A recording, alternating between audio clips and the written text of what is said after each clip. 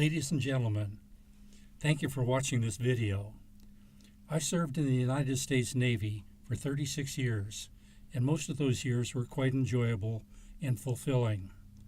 But 8 of them were a bit stressful because I was imprisoned as a POW in Vietnam. I'd like to spend about 30 minutes now describing what it was like to undergo that experience, not just to entertain you, but to instead give you something useful to apply to your own lives. In summary, as you might imagine, being a POW was quite unpleasant. But on the brighter side, I learned a lot about myself, my country, my faith, and my family during those 8 years. I learned how to survive and how to cope with stress. And so can you. Back in 1965, I was on top of the world. I had graduated from the United States Naval Academy, was trained as a jet fighter pilot, held the rank of lieutenant commander, and was married to a terrific gal. We had a newborn baby son, and I was looking forward to a promising career. The first lesson for you to realize is that life is not static, and that your situation can change very quickly, as I was soon to find out. I was a technician who was skilled in aviation matters, and I hardly knew the location or significance of Vietnam. But I soon learned that it was a country on the other side of our globe with an ancient history. The French had dominated Vietnam for 100 years, but in 1954 they left, having been defeated by the Vietnamese in the Battle of Dien Bien Phu, and the country was then divided into 2 parts, the North and the South.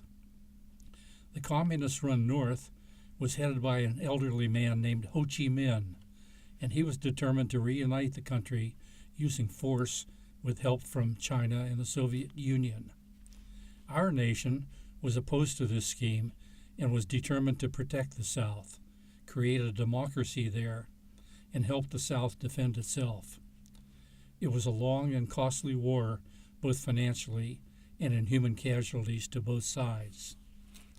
In 1965, in February of that year, in response to the North's attack on a hotel in the South, which resulted in 18 American deaths, I was sent on a mission to attack some military targets in the North, just over the dividing border near a town called Dong Hoi. It was a retaliation strike, and I was launched from the aircraft carrier Coral Sea, along with other bombers and fighters. The weather was lousy with low clouds, which forced me to fly lower than I wanted. As I rolled toward my target, my F-8 Crusader was hit in the tail section by anti-aircraft fire, and it became uncontrollable, rolling upside down with its nose pointed to the ground. Now, 10 years earlier, I had ejected from another F-8 Crusader due to multiple mechanical problems. At that time, my parachute had initially failed to open, and I fell nearly 2,000 feet before it eventually deployed. But this time, thankfully, the parachute opened quickly, but only 35 feet above the ground, so I broke my back when it hit the ground. Soldiers and civilians captured me shortly later and lined me up in front of a firing squad. Now, let me tell you, that experience gets your attention real fast, and I was greatly relieved when they didn't fire their rifles, but instead eventually moved me 200 miles northward to their capital city of Hanoi. I was the second American to be taken prisoner and the most senior.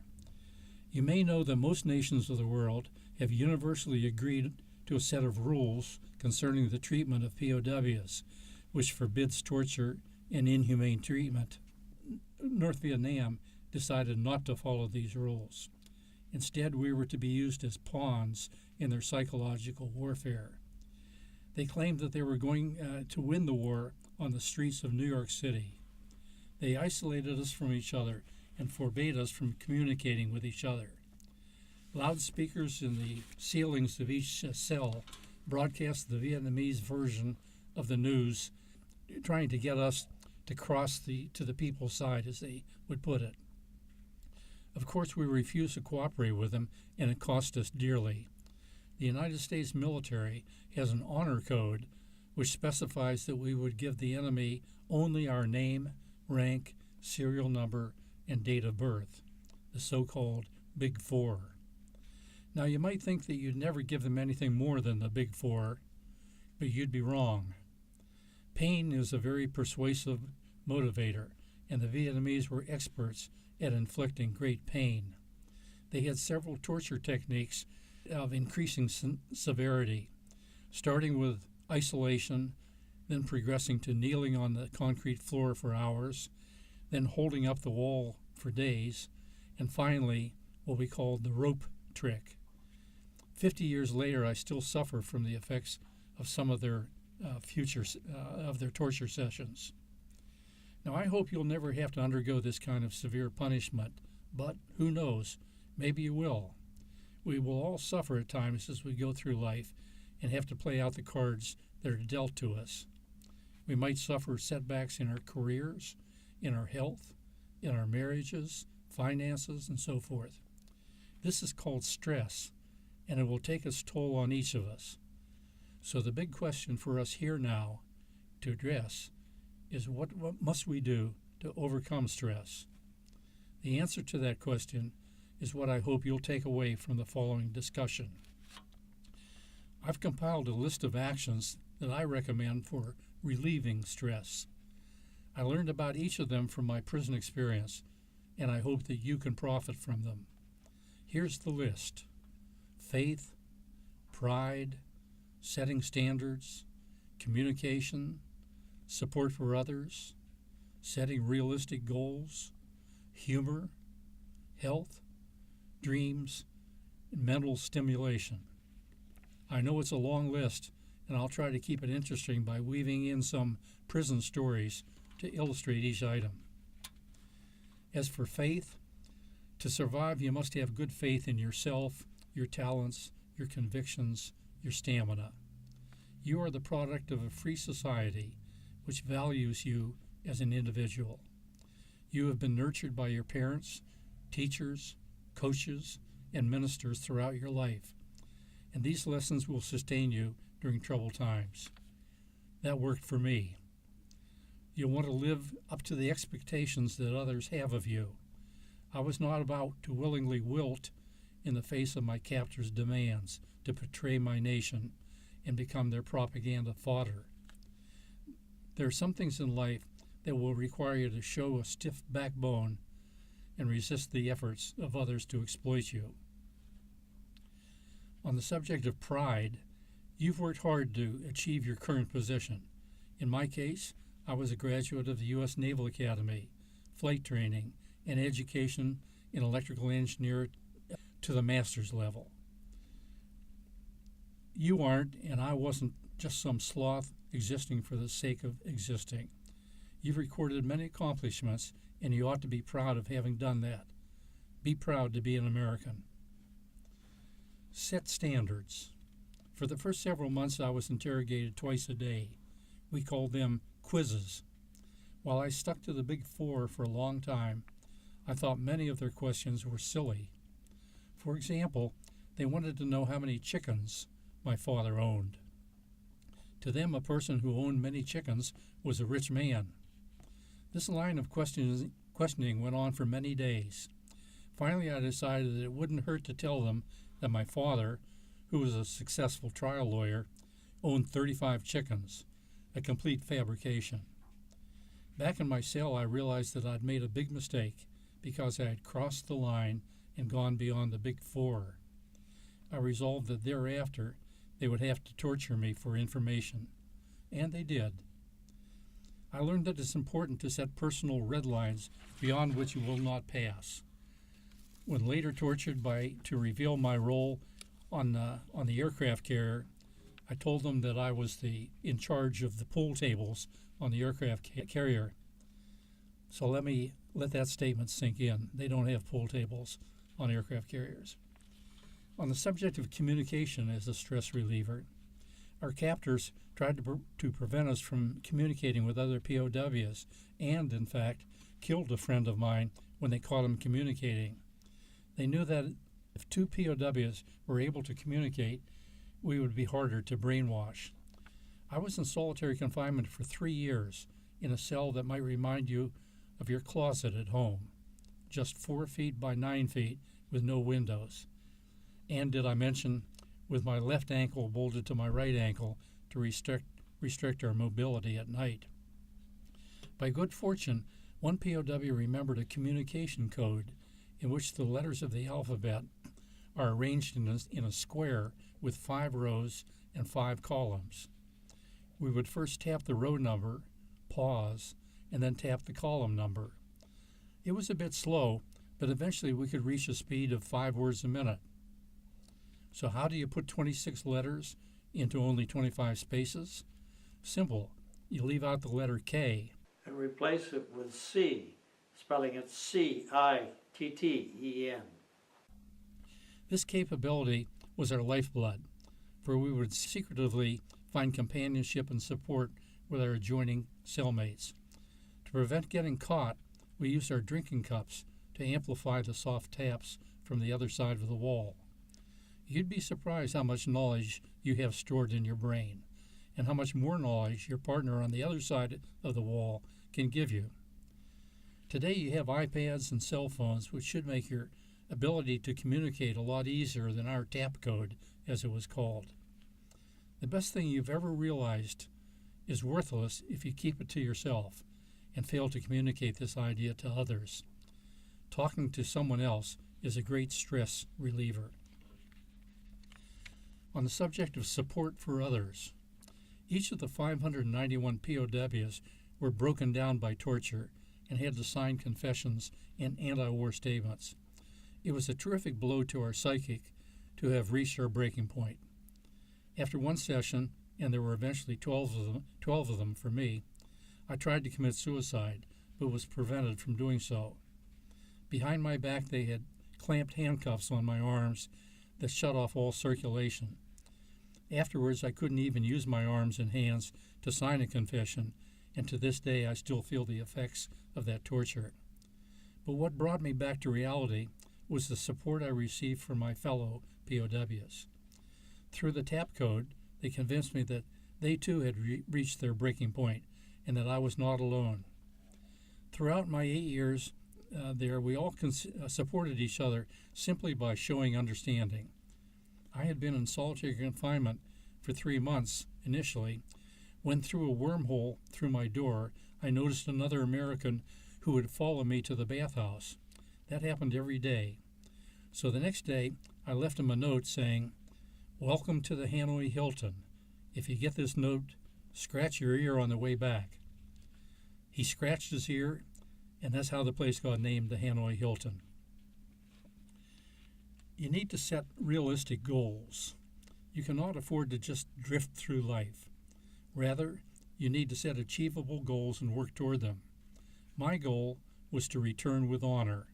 I wanted to be able to walk down the main street of my small Pennsylvania hometown and be able to look my neighbors in the eye with the knowledge that I had done my best. My goal was to return with honor, still intact. Another goal I had was to provide my wife with a house of her own. While in solitary confinement, I spent 3 years mentally designing my mansion, and I eventually knew how many bricks, board feet of lumber, and number of nails would be required. Through the wall, I solicited details from others who had experienced owning houses, and I thought that I could build mine for $35,000. Little did I realize that inflation over those 8 years would raise that figure by a factor of 10. After my release, this goal was indeed realized, and it is where my wife and I live today. Another factor that kept us going was our faith that the American public would not let us down, even though the war had become controversial. Secretively find companionship and support with our adjoining cellmates.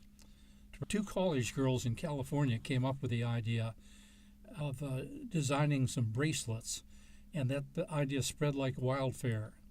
They designed inexpensive metal bracelets with the name of a particular POW and his date of capture. They wanted to focus public attention on the plight of the POWs.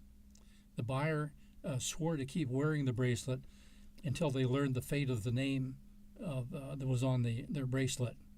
They sold millions of these bracelets at $2 a piece, and the knowledge of that just buoyed our spirits immensely. Well, don't forget about humor. They say laugh and the world laughs with you.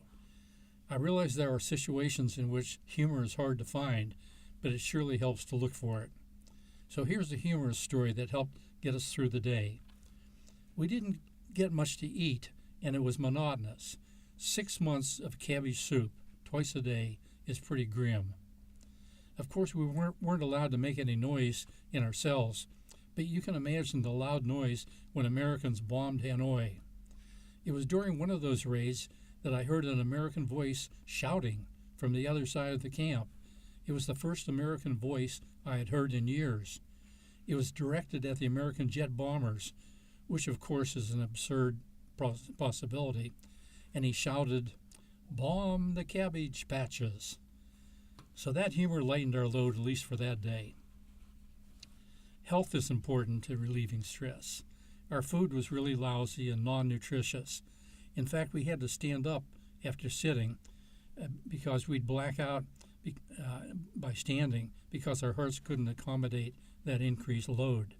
So we learned to rise slowly and hold on to something to support ourselves until we felt strong enough to proceed. We learned that it doesn't take much nourishment to keep our bodies functioning. Since our release, the POWs have undergone annual physical exams, and those results have been compared to a group of contemporaries who were not POWs.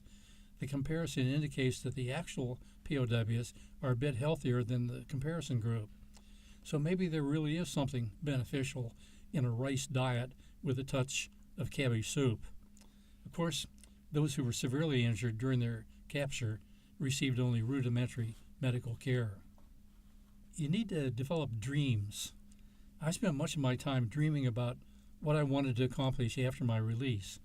I always had a lot of respect for education, and I really missed not being able to read books and study engineering while imprisoned. We tried to compensate by delving into our memories to remember basic principles that our professors had tried to drum into us. We were able to create dictionaries in French and Spanish and Russian, but we had to hide these sheets of paper from the guards. It's amazing how much knowledge a group of people possess.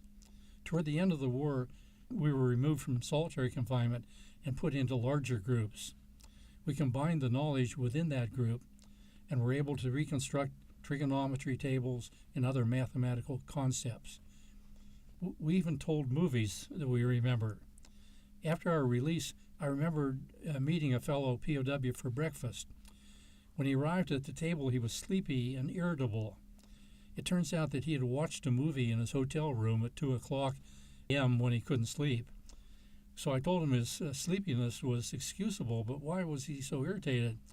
And he said it was because the movie he watched was nothing at all like the one the POW had related while in prison. Resilience. Life is often a game of ups and downs. As POWs, we learned that in order to preserve our honor and self-respect, we had to be resilient. This means that we're knocked down, say after a torture session. You've got to get back up on your feet like any good boxer, dust yourself off, and get prepared for the next round. It's a matter of self-respect, and in our case, it was a means of survival. You need to exercise your brain and body. You'd be surprised at how much knowledge your brain holds. One exercise we did was to memorize the entire list of POW names. This was important because our captors had released the names of only about 1/3 of our group. In case of escape, we wanted to be able to recite the names of all POWs, all 591 of them. That's like memorizing a phone book, and it initially seems impossible to do, but we did it, and so could you. Additionally, 2 of us who were musically inclined decided to mathematically determine the frequency relationship of one note on the piano to its neighbor. Without pencil or paper, That calculation took us 3 weeks to perform. We determined that the 12th root of 2 is actually 1.05946, and this is the frequency ratio of one note to its adjacent neighbor. We discovered that if we could remember basic scientific principles, the fundamentals of physics, for example, we could figure out many formulas by deduction. So stick to the basics of your education to build a good foundation of understanding. People often ask me about escape. There were 2 escape attempts that I know of. Both of them were unsuccessful. First of all, it would be hard to break out of our concrete cells. But then, as a non-Asian, you'd stand out among the shorter Vietnamese. 2 guys actually did break out of their cells, but they were shortly captured and beaten. In fact, one of them was beaten to death. The U.S. government made an attempt to break into a prison called Son Tay. That prison is located about 30 miles west of Hanoi. But when the brave American volunteers, special force guys, arrived there, they learned that the POWs had recently been moved out. Nonetheless, that rescue attempt caused the Vietnamese to consolidate the prisoners at the Hanoi Hilton, taking them out of solitary confinement and putting them into large rooms holding 75 POWs. And that's how we finished the final 2 years of imprisonment. This situation called for leadership. We were all military men and were accustomed to the responsibilities of seniority. Even so, there were some occasions in which some senior POWs failed to lead and a junior POW had to assume that responsibility. The Vietnamese attempted to minimize our command structure by refusing to recognize our ranks and seniority. For the most part, however, the command structure held firm. In civilian life, you should realize that leadership normally flows downhill, although it occasionally turns around and junior people will demonstrate valuable leadership skills. A smart leader will realize that his subordinates often have good ideas of their own, and they should be considered. At our release, as the war dragged on, the diplomats attempted to negotiate a settlement and end it. The U.S. and Vietnamese authorities met in Paris and talked for 2 years. Eventually, they agreed to end the war and release the POWs.